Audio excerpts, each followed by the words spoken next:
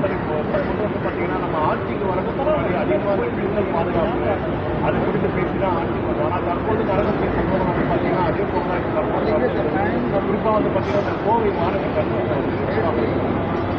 அதற்குரிய நடவடிக்கை வேகமாக விரைவாக எடுக்கப்பட்டிருக்கிறது. முதலமைச்சருடைய உத்தரவின் பேரில் உடனடியாக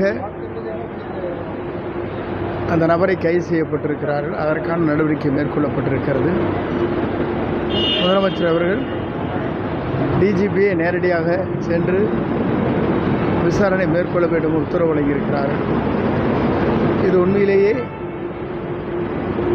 உடனடியாக நடவடிக்கை எடுத்திருப்பது அது மட்டுமல்ல, மீண்டும் அதற்கான தொடர்ந்து நடவடிக்கை மேற்கொள்ள இருக்கிறார்.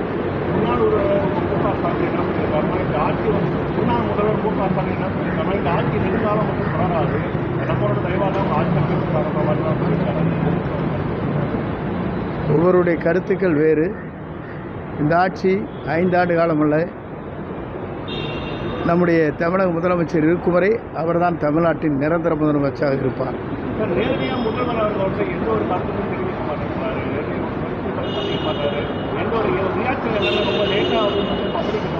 தேவையான போது அவர் அறிவிப்பார். இல்லை, மற்றவர்களைப் போல தினசரி அறிக்கை விடுவதோ விவாதிப்பதோ அவருடைய செயல்பாடுகள் இல்லை. எது தேவையோ மக்களுக்கு அந்த தேவைகளை அவர் அறிவித்துக் கொண்டிருக்கிறார்.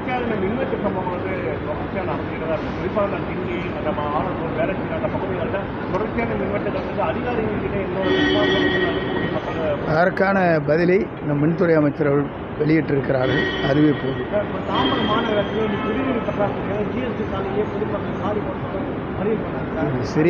இல்லைங்க, சிறிய நிகழ்ச்சிகளெல்லாம் அதற்கான உரிய நடவடிக்கை மேற்கொண்டு வருகிறது.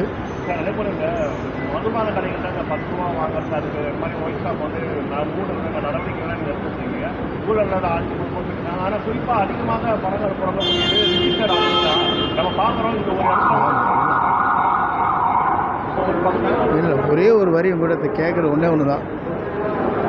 ஆட்சி பொறுப்பேற்று குறுகிய காலம்தான் ஆகிறது. இது நீண்டகால கேள்வியை நீங்கள் கேட்பது சரியாக இருக்காது. உங்களுக்கே தெரியாது ஒன்றல்ல. ஒவ்வொரு அமைச்சரும் இப்போதுதான் பொறுப்பேற்றிருக்கிறார்கள். விரைந்த முதலமைச்சருடைய அறிவுரை ஏற்று அந்த பணிகளை மேற்கொள்ள இருக்கிறார்கள். அதற்குள்ளே இது போன்ற கேள்விகள் நீங்கள் பத்திரிகையாளர் கேட்பது வேடிக்கையாக இருக்கிறது.